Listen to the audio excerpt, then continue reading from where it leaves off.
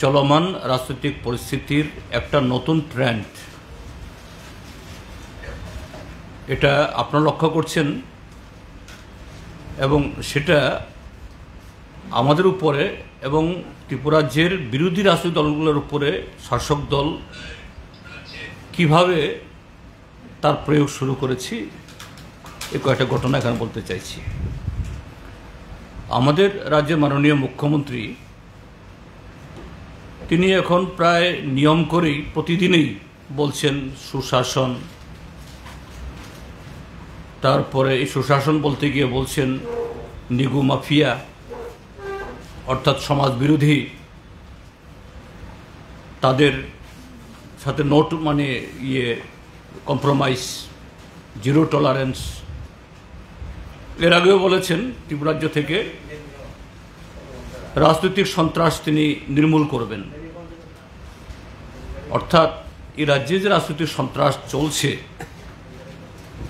BJP ক্ষমতাসীন হওয়ার পর, এটাকে অস্বীকার করার সুযোগ নেই, তিনি এটা স্বীকার করে কথাগুলি বলছেন। কিন্তু আখেরে এটা বন্ধ হওয়ার কোনো ধরনের যে নমুনা আমরা দেখছি না। হ্যাঁ, রাজনৈতিক কারণে এই সরকারের তাদের যে প্রতিশ্রুতির খিলাফ, অকর্মণ্যতা, এটা বিজেপির ক্ষেত্রেতেও এবং ত্রিপুরা মথার ক্ষেত্রেতেও। তার সাথে হলো যে প্রশাসনের সর্বস্তরে দুর্নীতি, স্বজন পোষণ, বলা যেতে পারে এটা মাফিয়ারাই কন্ট্রোল করছে প্রায় সব দপ্তর।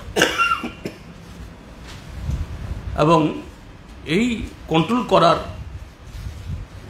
পেছনে এই সুযোগটা পাচ্ছে প্রশাসনের যারা উপরতলায় আছেন, এটা তাদের লোকরাই। এবং আপনাদের পত্রপত্রিকাতেও এগুলি প্রায়শই আপনারা লিখতে বাধ্য হচ্ছেন বা লিখছেন, সত্য ঘটনা, কমিশন রাজ। তো এই জাতীয় অরাজকতা, অনিয়ম, এগুলি যদি বহাল রাখতে হয়, সেখানে আইন শৃঙ্খলা রক্ষাকারী যে সংস্থা, তাকেও হাত করতে হয়। এই রাজ্যে শুরু থেকেই বিজেপি সরকার আসার পর উপরতলার কিছু এরকম অফিসার যাদের মেরুদণ্ডহীনতার জন্য এবং শাসক দল নেতৃত্বের সাথে যোগ সাজসের জন্য গোটা পুলিশ বাহিনী, তার মধ্যে এখন কোনো শৃঙ্খলা নেই, তার কোনো মরাল নেই। পরপর 3 জন ডিজি পরিবর্তন হয়েছে, এখন নতুন ডিজি দায়িত্বভার নিয়েছেন। যেহেতু এই রাজ্যের প্রশাসনের সাথে যুক্ত ছিলাম, এই অফিসারদের সবার সম্পর্কে আমাদের কম বেশি জানা আছে। অপেক্ষাকৃতভাবে তার ভূমিকা এটা ভালো হবে, আমাদের এটা আশা ছিল। এটা স্বাভাবিক, এই না যে আমাদের প্রতি কোনো ধরনের বাড়তি ফেভার করবেন তা নয়, যে অন্তত নিরপেক্ষভাবে সাংবিধানিক দায়িত্ব পালন করবেন। এবং এখনও আমাদের সে আস্থা আছে। কিন্তু দুর্ভাগ্যজনকভাবে বিগত কটা দিন ধরে একদিকে বিজেপির এবং তার সহযোগী যে দলগুলোর, তাদের যে রাজনৈতিক সিদ্ধান্ত, তাদের যে এই জনবিচ্ছিন্নতা থেকে কিভাবে আড়াল করতে পারে, সেই জায়গায় যে সমস্ত হামলা হুজ্জতি চালাচ্ছে, সেগুলোতে পুলিশের কোনো ভূমিকা আমরা লক্ষ্য করছি না। আমি বিগত 1 বছর আগের, 6 মাস আগের, 3 মাস আগের ঘটনা বলবো না, আমি শুধু এই কটা দিনের কথা বলবো। গত 17 তারিখ, তার বিশদ বিবরণ কমরেড মানিক দে বলবেন, আজকে আমরা গেছিলাম দেখতে, দিন দুপুরে কিভাবে প্রায় 100 খানেক পুলিশের সামনে, প্রায় আধা ডজন অফিসারদের সামনে আমাদের সিপিআইএম অফিস ঘেরাউট হলো, সম্পত্তির ক্ষতি হলো, এবং সেখান থেকে গিয়ে এই বাহিনী একবারে লুট করলো। তারপর এই বিশাল করে তারপর গত 22 তারিখ, তার আগেও যে জিরানিয়াতে আমাদের সমর্থকরা কিছু তারা এসেছেন এখানে কর্মসূচি রূপায়ণ করতে, অংশগ্রহণ করতে। একজন লোকাল সেক্রেটারি, তার বাড়িতে চড়াও হলো, মারধর করলো, যথারীতি পুলিশের কোনো অ্যাকশন নেই। তারপর এই গত 22 তারিখ মানে গেল গতকাল নরসিংগড়ে, এখন আমাদের পার্টি বা আমাদের সংগঠনগুলো অন্য দলের মতো না, এটা গণতান্ত্রিকভাবে তার সমস্ত স্তরে সম্মেলন হয়, নেতা নির্বাচন হয়, তারা অংশগ্রহণ করছেন। খেত মজুর ইউনিয়ন, সিআইটিইউ, নারী সমিতি, কৃষক সভা, কেন তারা এই সমস্ত কর্মসূচিতে গেছেন? নরসিংগড়ে এরকম আক্রমণ হয়েছে খেত মজুর নেতার উপরে। গতকাল এই ইয়েতে যোগেন্দ্রনগরে বিদ্যাসাগর, বলুন না, বিদ্যাসাগর বাজার, এখানে রাত্রেবেলা গিয়ে এরকম একজন কর্মী অসুস্থ হয়েছেন, দেখতে গেছেন। কেন গেল সেখানে? গত পরশু, হ্যাঁ, কেন গেল?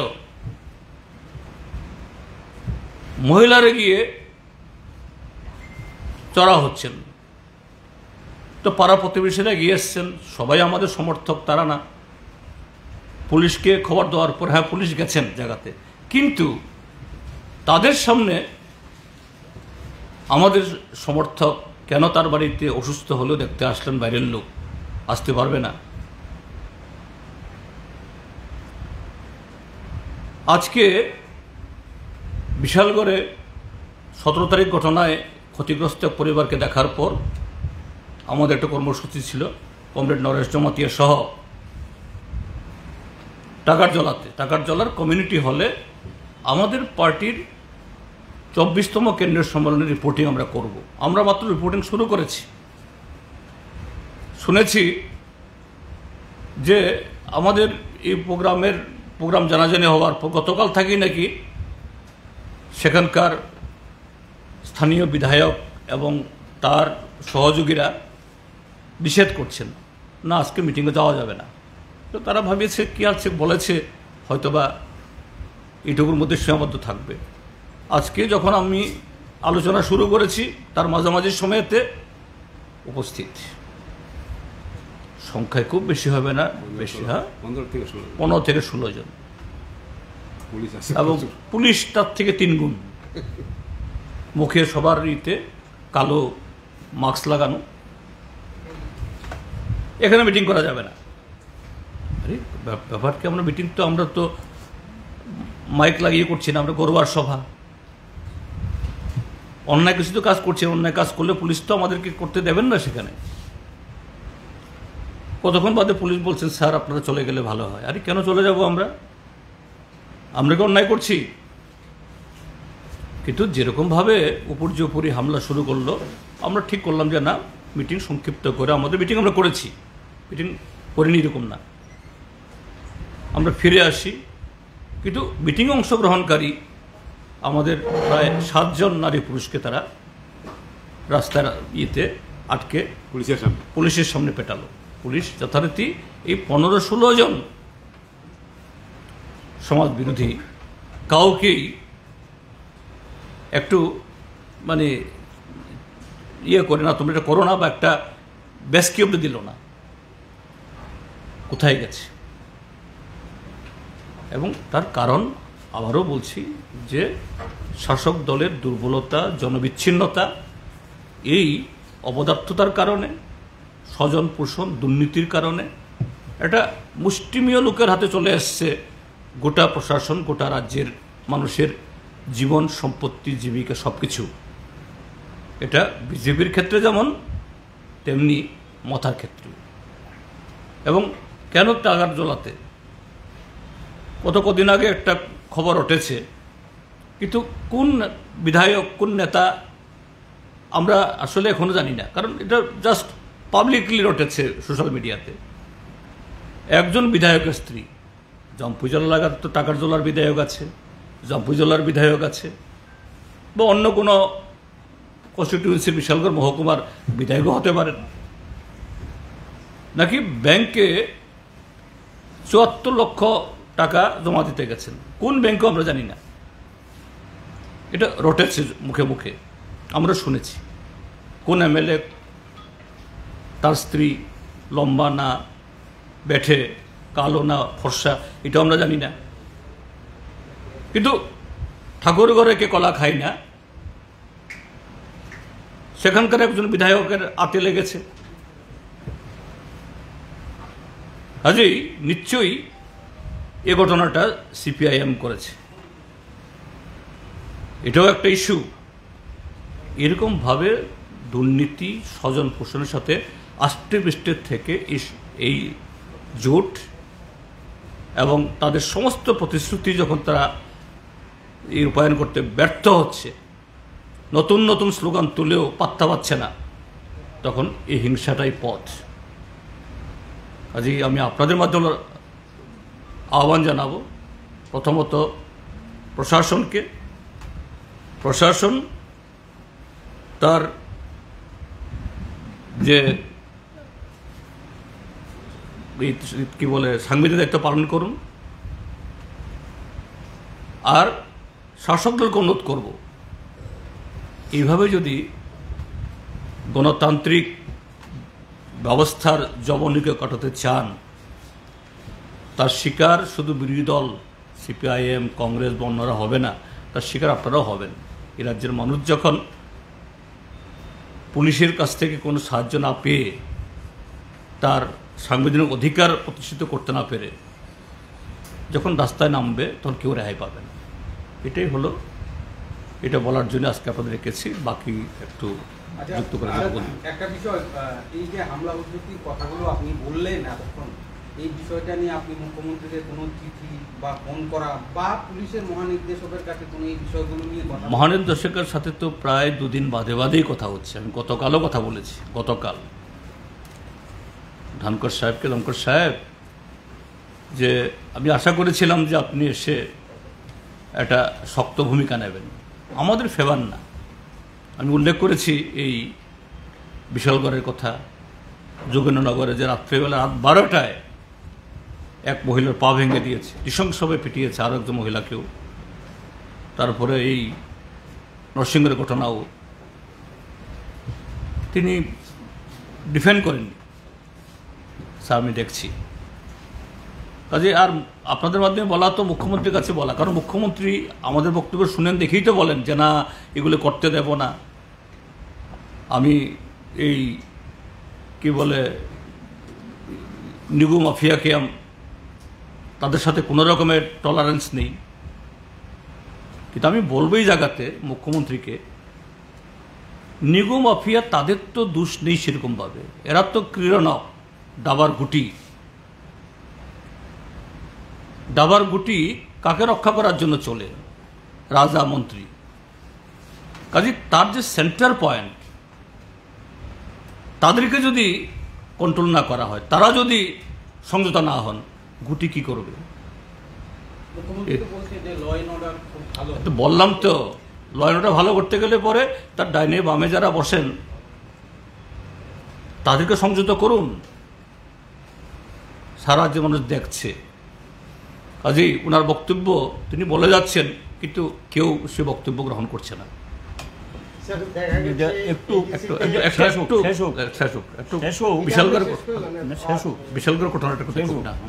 আমি যেটা বলবো, পার্টির সেক্রেটারি সবটা বলেছে। সরকারের দুর্নীতি, ব্যর্থতা, মানুষের জনজীবনের সমস্যা নিয়ে আমাদের লোকরা যখন রাস্তায় বেরোতে শুরু করেছেন, শুধু আমাদের লোক না, বিজেপির লোক, কংগ্রেসের লোক, মথাল যারা আছে, যারা বিভিন্ন ক্ষেত্রে বঞ্চিত, কাজ নেই, খাদ্য নেই, সারা রাজ্যে একটা মানুষ রাস্তা রোকো থেকে আরম্ভ করে বিভিন্ন কর্মসূচি চলছে, যেগুলো শুধু রাজনৈতিক ফ্ল্যাগ নিয়ে না, মানুষ স্বতঃস্ফূর্তভাবে সেখানে রাস্তায় নামছেন। এটার থেকে আমার মনে হয় শাসক দল আতঙ্কিত, এবং এরা এই কারণে কোনো কর্মসূচি করতে দেবে না। এই ধরনের অবস্থা জিরানিয়া এলাকায় এমনিতে কোনো কাজ করতে দেয় না। এখানকার কিছু সমস্যা নিয়ে তারা এসেছিল, আগরতলা একটা বড় মিছিল করেছে, মানুষ বেরিয়ে এসছেন সাহস নিয়ে। এখানে গিয়ে তারা পরের দিন গিয়ে জিরানিয়াতে পার্টি দুইজন এলসি, একজন রানীবাজার এলসি সেক্রেটারি আর একজন জিরানিয়ার লোকাল সেক্রেটারি বাড়ি আক্রান্ত হয়েছে। তারপরে গিয়ে একজন সবচেয়ে এখানে জিরানিয়া পুরনো পার্টি লিডার মনোরঞ্জন দাস, তাকে মেরেছে, তার স্ত্রীকে মেরেছে, ছেলের বউকে মেরেছে, বাচ্চা নাতি নাতনি তারও রেহাই পায়নি, তা মারাত্মকভাবে বাড়িটা ভাঙচুর করে তাদেরকে আক্রান্ত। প্রতিটি ঘটনা থানার নাকের ডোগায়, একদম থানা থেকে 200 মিটার 250 মিটারের মধ্যে ঘটনা ঘটেছে, পুলিশ সেখানে নির্বিকার। দ্বিতীয় যেটা এখানে লক্ষ্য করা, বিশালগড়ে যেটা বললেন আমাদের পার্টি সেক্রেটারি, আজকে আমরা এই বাড়িটাতে গিয়েছি, সাংবাদিকদের পর্যন্ত বিশালগড়ে বলছে দেখি, আমাদের কাছে খবর সত্য মিথ্যা বলতে পারবো না, যে এখানে যা ঘটে ছাপতে পারবে না, বিশালগড়ে কি চলছে এ কে না জানে, একটা অরাজকতা চলছে। এই পরিস্থিতির মধ্যে আজকে বাড়িটাতে গিয়ে আমরা স্তম্ভিত, মানে এ তো রাজনৈতিক দিনে দুপুরে ডাকাতি। একদম গিয়ে সেখানে ঢুকলেন বাড়িটাতে, প্রথম কয়েক রাউন্ড গুলি করেছেন উপরে, তাদের বক্তব্য, এবং সেই অনুযায়ী বাড়ির লোকরা স্টেটমেন্ট দিলেন বেলা 3টার সময়। ঢুকে বাড়িটা কোনো কিছু রাখেনি, তারপর গাড়ি ভর্তি করে সমস্ত জিনিস তুলে নিয়ে এসছেন, স্বর্ণালঙ্কার থেকে শুরু করে সমস্ত জিনিস যা প্রয়োজনীয় সামগ্রী তুলে নিয়ে এসছেন, জুতা পর্যন্ত। এবং এই বাড়ির শিক্ষিকা মহিলা যাদেরকে পড়িয়েছেন তিনি, এই মহিলা বাধা দিতে গিয়ে উনি আক্রান্ত হয়েছেন, ওনাকেও শারীরিকভাবে সেখানে নির্যাতন করা হয়েছে। এবং এই পরিস্থিতি এগুলো পুলিশ জানেন, পুলিশকে জানানো হচ্ছে, কোনো ব্যবস্থা নিলেন না। এবং এটা বাড়িটাতে না গেলে যে কি চলছে রাজ্যটা বোঝার কোনো সুবিধা নেই। আজকে গিয়ে আমরা স্তম্ভিত, কি করে দিন দুপুরে প্রকাশ্য, এবং দুই দিক থেকে প্রথম কি করেছে, রাস্তাটা আপনারা জানেন বিশালগড় এসডিএম অফিসের সঙ্গে দিয়ে একটা রাস্তা বক্সনগর দিয়ে গেছে, একদম রাস্তার সঙ্গে বাড়ি, প্রথম দুই দিকে 2টি গাড়ি দিয়ে রাস্তাটা ব্লক করে দিয়েছেন যাতে কেউ না আসতে পারে। তারপর কয়েক রাউন্ড ফায়ার করে বাড়িটাতে ঢুকলেন, ঢুকে তারপরে গিয়ে এই কাজটা করলেন। বাড়ির লোকরা সেই স্টেটমেন্ট আমাদের কাছে দিলেন, তারা সেই বক্তব্য জানালেন, পুলিশও জানে এই ঘটনা এটা চলছে। সেকেন্ড যেটা আরও মারাত্মক, যেটা যে বিদ্যাসাগর যেটা বললেন আমাদের পার্টি সেক্রেটারি, এ অটো ড্রাইভার এবং auto state committee member, Jagannagar local committee member Badal Das, Ratan Das, ওর বাড়ি হলো বিদ্যাসাগর। এবং বাড়িতে কেন এখানে নারী সমিতির একটা মিটিং হয়েছিল, এবং এই মিটিংয়ের জায়গা কেন দিলেন, বাড়িতে গিয়ে সেখানে পিটালেন, পুলিশ গেলেন, সেখানে গিয়ে ইনজুর্ড মহিলা 3 জনকে তুলে এনে জীবিতে পুলিশই চিকিৎসা করেছেন। আর অদ্ভুত ঘটনা, সেই বাড়ির একজনকেই এনে থানায় আটকে রাখলেন, কালকে রাত্রে সম্ভবত তাকে ছেড়েছে, রাত্র 11টার সময় তাকে ছেড়েছে, পাক্কা আটকে রাখলেন তাকে। এবং কোনো আসামি এখানেও গ্রেপ্তার নেই, এবং 2 জন হাসপাতালে ভর্তি ছিলেন মহিলা। তারপরে গিয়ে দেখা গেল যেটা অলঙ্গনগর, নরসিংগড়ের সঙ্গে অলঙ্গনগর, এখানে খ্যাত মজুরের একটা সম্মেলন ছিল, বাড়িতে কেন জায়গায় দিলেন, সেখানে গিয়ে দেখা যায় ওর মালিকের নাম হলো গিয়ে বাদল দাস, এবং এও কিন্তু অটো ড্রাইভার। এবং এই বাড়িটাতে গিয়ে সেখানে ভাঙচুর করলেন এবং জিনিসপত্র তছনছ করলেন, এই ঘটনা। তাহলে দেখা যায়, এবং এরপর টাকার চলবা ঘটনা তো আজকে শুনলেন, তো এটা কি, তাহলে এটা কি সিপিআইএমকে নিষিদ্ধ দল, যে কথা বলতে পারবে না, মিটিং করতে পারবে না, মিছিল করতে পারবে না? এই অরাজকতা কতদিন চলবে? এবং আমরা শাসক দলের কাছে বিশেষ করে জিজ্ঞাসা করতে চাই, এবং এখানকার সরকারের কাছে জিজ্ঞাসা করতে চাই, প্রকাশ্য বলে দিন যে এটা নিষিদ্ধ। এরাই আবার জরুরি অবস্থার বিরুদ্ধে, আমি দেখলাম জরুরি অবস্থা 1975 সালের বিরুদ্ধে তারা দিবস পালন করবে। এখন কি চলছে দেশটার মধ্যে, আর এই রাজ্যে কি চলছে? এ তো জরুরি অবস্থা আমরা দেখেছি, জরুরি অবস্থার সময় আমরা ভুক্তভোগী, তো এর চেয়ে খারাপ অবস্থা এখন নিয়ে দাঁড় করিয়েছেন। রাজ্যের যে অবস্থা চলছে, অঘোষিত একটা জরুরি অবস্থা মতো সেখানে চলছে। এই পরিস্থিতিতে আমাদের বক্তব্য, সরকার এটা বন্ধ করুক এবং তার দায়িত্ব পালন করুক, সাংবিধানিক দায়িত্ব পালন করুক। আমরা মানুষকে নিয়ে রাস্তায় আছি, রাস্তায় থাকবো, তারা অত্যাচার করব বা যাই করুক, রাস্তায় মানুষ নামবে, তার কারণ তার নিজের চাহিদা অনুযায়ী মানুষের যে উপর যে চলছে সেই অনুযায়ী মানুষ প্রতিবাদে সোচ্চার হওয়া, এটা ভারতবর্ষের নাগরিকের চারিত্রিক বৈশিষ্ট্য। বেশি দিন এটাকে সহ্য করে নেয় না, এটার বিরুদ্ধে ঘুরে দাঁড়ান। এবং এটাই আমরা বলবো, সরকার যাতে এগুলো এখনই বন্ধ করার জন্য প্রয়োজনীয় পদক্ষেপ গ্রহণ করে। স্যার, আপনারা বলছেন যে এই যে বলো। আমি আজকে আমাদের যে প্রোগ্রাম টাকার জলাতে ছিল সে সম্পর্কে একটু বলতে চাইছি। আমাদের প্রোগ্রামটা ছিল 24তম পার্টি কংগ্রেস, যেটা মাদুরাইতে জুন মাসের 2 তারিখ থেকে 6 তারিখ এপ্রিলের অনুষ্ঠিত হয়েছিল।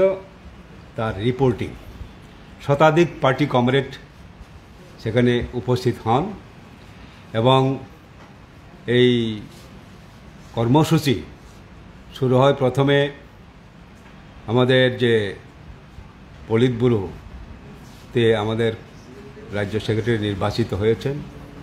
পলিট ব্যুরোতে নির্বাচিত হওয়ার পর প্রথম টাকারজলায় সফর, সেই কারণে টাকারজলার কমরেডরা পুষ্পস্তবক এবং ফুলের তোড়া এবং রিসা দিয়ে বরণ করেন। তারপর যথারীতি আমরা কর্মসূচি শুরু করি।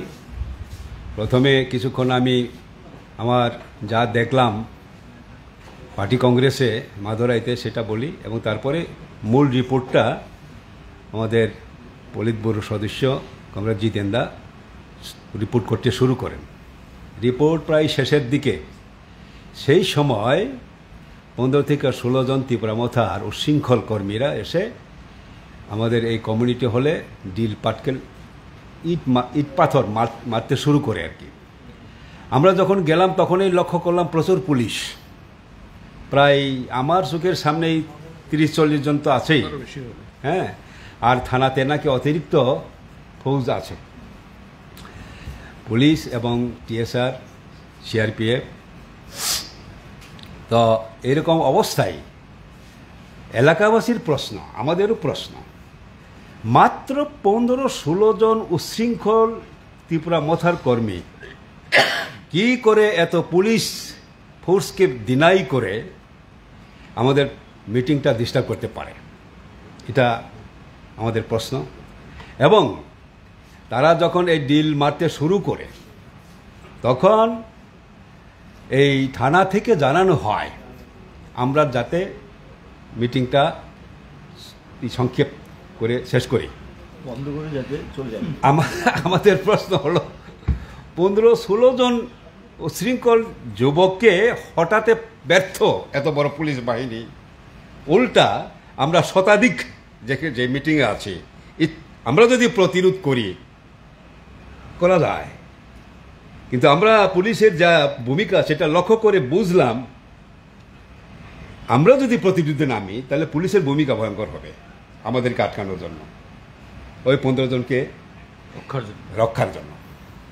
এই 15 জন এত সাহস করে যে এত পুলিশ বাহিনীকে ডিনাই করে আসলো, এটা থানার সঙ্গে এই ছেলেদের আন্ডারস্ট্যান্ডিং না থাকলে হতে পারে না, এটাকে আমরা নিন্দা জানাই। এবং তারা এটা বলে যে আমরা যদি এই মিটিংটা শেষ করে আমরা এলাকা থেকে চলে আসি তাহলে এই লোকগুলা চলে যাবে এবং তারপরে তারা যারা এসেছে শতাধিক যে আমাদের পার্টি কমরেড তাদেরকে নিরাপদে বাড়িতে পৌঁছে দেওয়ার ব্যবস্থা করবে পুলিশ। এরপরে আমি ছিলাম, বানলা ছিলেন, বানলাল সাহা, রতন সাহা ছিলেন, আমরা সবাই চলে আসি। কিন্তু পুলিশ যেভাবে বলেছিলেন সেই কথা রাখে নাই। পুলিশের সামনে বাজারে অনেক পুলিশ আছে, একেবারে থানার সামনে, সেখানে 6-7 জন 8-9 জনকে তারা মারল বেধড়ক, মহিলা এবং মহিলা বৃন্দা দেববর্মা, তিনি গত বিধানসভা নির্বাচনে এই কোলাঘাটি কেন্দ্র থেকে প্রার্থী ছিলেন আমাদের, তাকে পর্যন্ত রেহাই দেননি। এবং আমাদের এই পার্টির লোকাল সেক্রেটারি রঞ্জিত দেববর্মা তার সঙ্গে ছিলেন, তাকেও বেধড়ক মেরেছে। আর তরণী দেববর্মা যিনি সিআইটিউ লিডার ওই এলাকার, তাকে মেরেছে, তার 2টা দাঁত পড়ে গেছে। এরকমভাবে 7-8 জনের উপর এরকম আক্রমণ করলো পুলিশের উপস্থিতিতে। এটা কি প্রমাণ করে? রাজ্যে রেইন অফ টেরর, সরকারের উদ্যোগেই সন্ত্রাসের রাজত্ব চলছে। কিন্তু আমরা বলতে চাই যে এইরকম করে রেহাই পাওয়া যাবে না, এটা পতনকে রোখা যাবে না। পতন শুরু হয়েছে, মাথার মধ্যেও জনবিচ্ছিন্নতা, জনসমর্থন হারানো শুরু হয়েছে এবং বিজেপির মধ্যে তো আগেই শুরু হয়েছে। মাথার মধ্যে আমরা লক্ষ্য করছি কি প্রচণ্ড তাদের মধ্যে এই অন্তর্কুণ্ডল, কে কতটুকু ক্ষমতার অধিকারী হবে, কে কতটুকু লুণ্ঠন করবে, ভাগ বাটোয়ারা নিয়ে এটা চলছে। এবং আজকের যে টাকার জলার যে প্রোগ্রাম আমাদের, সেখানেও এটা স্পষ্ট। টাকার জলা আর জম্পুই জেলা দুইটা এলাকা। টাকার জলার দিকেও মথা নাই তা না, কিন্তু টাকার জলার দিকের মথারা একজনও এই 15-16 জনের উচ্ছৃঙ্খল বাহিনীর মধ্যে অংশগ্রহণ করে নাই। শুধু ওই জম্পুই জলার যেখানে বিধায়কের এলাকা, সেখান থেকেই এই 15-16 জন এসে এই ঘটনা করেছে। এলাকাবাসী প্রচণ্ডভাবে বিরক্ত এবং তারাও শীর্ষি ধিক্কার জানিয়েছে তাদের এই কার্যকলাপে। আমরা তো ধিক্কার জানাচ্ছি। এরকম আমরা বলছি, এরকমভাবে পতন রোধ করা যায়, কারণ পতন হবেই। এটাই হলো আমাদের বিশালগড়ের যে বাড়িটা, আজকে আমরা দুজন গিয়েছিলাম পার্টির সেক্রেটারি মোশাররফ হোসেন, ওর নামটা হলো মোশাররফ হোসেন। এবং বিশালগড়ে যেদিন পার্টি অফিসে আক্রান্ত হয় সেদিন সে পার্টি অফিসে ছিল, তার অ্যাবসেন্সে তার বাড়িটা আক্রান্ত হয়। আজকে আমরা গিয়ে দেখি আমাদের মানে আমরা যে এখানে যাবো সম্ভবত পুলিশ জানে, আমার মনে হয় আমি তো গিয়ে দেখলাম যে তার মানে যুদ্ধকালীন অবস্থা মতো 150 মতো হবে, আমার মনে হয় এরকমই হবে। সমস্ত অফিসার সব দাঁড়িয়ে আছে, সিআরপিএফ, টিএসআর থেকে সব। আর সেই দিন বাড়িটা আক্রান্ত হলো পার্টি অফিস থেকে বেশি দূর না, এটা পার্টি অফিসের সামনে শখানেকের উপরে ছিল। আমিও এই পার্টি অফিসে ছিলাম, বেরিয়ে আসার পর ঘটনাটা ঘটেছে। এটা এই যে অবস্থাটা, এটা চলতে দেওয়া যায় না। এটা তো আজকে এই আমি অনুরোধ করুন, যদি কারো সুযোগ থাকে বাড়ি মালিকদের বক্তব্য গিয়ে শুনে আসতে। স্যার, একটা ছোট্ট বিষয়, আপনারা যে কথায় কথা যেটা বলছেন যে রাজ্যে নাকি তুমি সময়টা বাধা তো ওখানে, রাজ্যে নাকি কাজ নেই, খাদ্য নেই, অনাহার, অদ্যাহার। এই যে বিজেপিও কিন্তু সাংবাদিক সম্মেলন করেই বলছেন যে এগুলো তো তাদের পুরনো ক্যাসেট, এখনো অভ্যাস তাদের পাল্টায়। আমি খুব বিনয়ের সাথে বিজেপি নেতাদেরকে বলবো, তো এই যে বিভিন্ন জায়গাতে প্রতিদিন রাস্তা রোকো হচ্ছে জলের জন্য, কাজের জন্য, কাজ করে মজুরি না পাওয়ার জন্য, দয়া করে তাদেরকে কি কথাগুলি বলুন না। ঠিক আছে, সিপিএম বলেছে, সিপিএমকে আপনারা ইয়ে করুন, নস্যাৎ করুন। হ্যাঁ, পঞ্চায়েত তালা পড়ছে, দেখেছেন তো গতকাল বিজেপির পতাকা ছিঁড়ে সেই কাপড় দিয়ে এক বিজেপির সাকরেতকে কাছে বেঁধে রাখছে। কেন? যে সমস্ত বড় বড় নেতারা কথাগুলি বলছেন তাদেরকে বলুন, আপনাদের গায়ে লাগে না? আপনাদের পতাকা ছিঁড়ে আপনাদের লোককে কাছে বেঁধে রাখছে। আপনাদের বিধায়ক একজন গ্রাম প্রধান মহিলা, দুর্ভাগ্য মহিলা, অমরপুরে পুলিশ গ্রেপ্তার করতে বাধ্য হয়েছে। এরকম তো সব জায়গাতে পুলিশ না দেখার খেলা খেলে, কিন্তু তারপরও করেছে। কেন হয়েছে? ত্রিপুরাজ্যে কখনো হয়েছে কিনা এরকম? আসলে বিজেপির সুশাসনটা আসলে এটা হলো কুশাসন। আর আজকে টাকার জলাতে যাওয়া হয়েছে ত্রিপুরামথার থানসা, এই হলো থানসা। থানসা মানে হলো চোর দাউর বাটপাটদের থানসা। এখন ভালো মানুষের থানসা না। হ্যাঁ, ভালো মানুষ এতে মাথাতে নেই, কথা বলছি না। এরা সরল সিধা মানুষ, তারা সত্যিই এদেরকে বিশ্বাস করে, আর সেই বিশ্বাসের ঘরে আগুন লাগিয়ে এদেরকে ঠকাচ্ছে। আপনারা গতকাল দেখেছেন খুমলুঙে কিভাবে পেনশন হোল্ডাররা 19 মাস পেনশন পায় না, অথচ আমাদের টাকায় লন্ডন ঘুরে বেড়ায়, আমাদের টাকায় দিল্লি হিল্লি করে, আর আমাদের পেনশন নাই। এর বলেছেন আমাদেরকে 20 কেনার জন্য 1000 টাকা করে দিন। কাজে আমি বলবো, যারা কথা বলে কুশবাউ ভবন থেকে, এদেরকে দয়া করে কথাটা বলবেন, স্যার সিপিএমের কথা আপনারা বাদ দিন, কিন্তু তাদেরটা জবাব দিন। আপনারা 20 কেনার কথা বলছে, তাদের জবাব দেন।